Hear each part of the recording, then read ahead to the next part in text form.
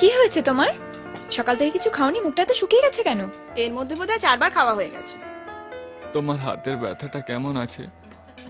একটু একটু ব্যথা আছে, 2-3 দিনের মধ্যে ঠিক হয়ে যাবে। এখনো 2-3 দিন? নাও।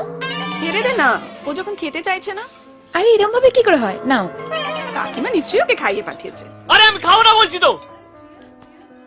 কেন? আমি খেতে পারবো না। কিসের জন্য?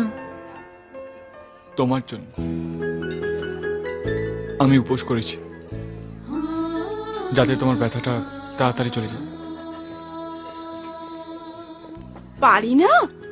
আজকের ব্রেকিং নিউজ, সিধু বন্ধুর হাতের ব্যথা কমানোর জন্য উপোস করেছে। যে সিধু অন্যের খাবার কেড়ে নিয়ে খেয়ে নেয়, সে সারাদিন না খেয়ে মানত করেছে।